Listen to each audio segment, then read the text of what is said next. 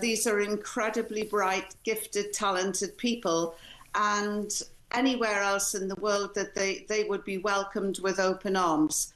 But unfortunately, because it's Gaza, and they're not white, and they're not white. That's why there is sadly this.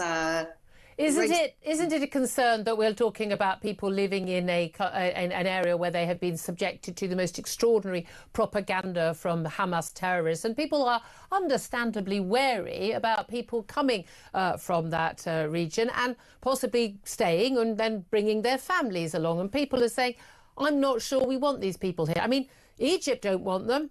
Jordan don't want any more of them. The Saudis don't want them. The Qataris only want the very rich ones, the billionaire leaders of Hamas, the Palestinians, those ones. They don't want ordinary Palestinians.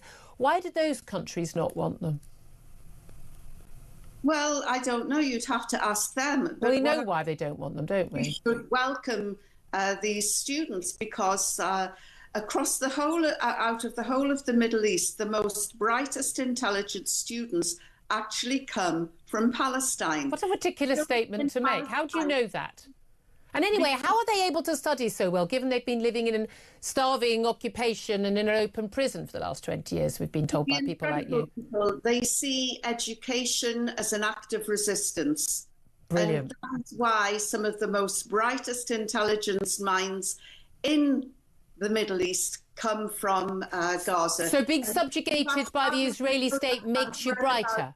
On education. So no, you said it makes them brighter. You said they're brighter because they're resisting, or they're resisting presumably the Israeli state. So are they brighter because of the Israeli state subjugating them? No, not at all. The Israeli state has contributed nothing positive towards the occupation of Gaza. They've been providing electricity, clean water, aid. They've done lots over the years. Well, I said to you last time, Julia, aid was not getting in, and I was right. No, over the last 20 years since they left.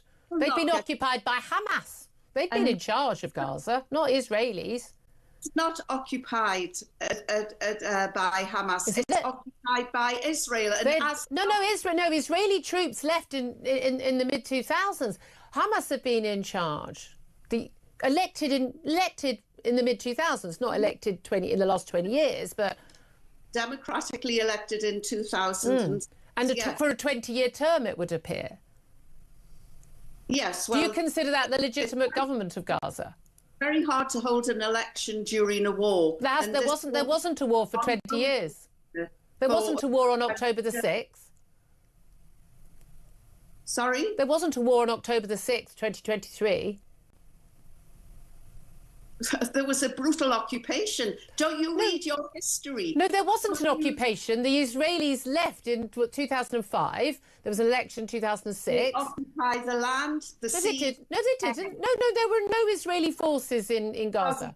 Cannot move around freely, even when Israel wasn't physically there. They were still occupying it. So Israel is able to be both there and not there. They're Schrodinger's state, aren't they?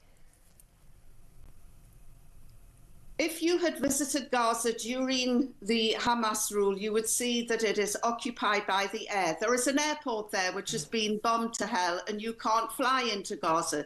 There is a port, a seaport there, which has been there for years, and you can't sail. And why did the Israelis make that access so difficult? Any thoughts on that?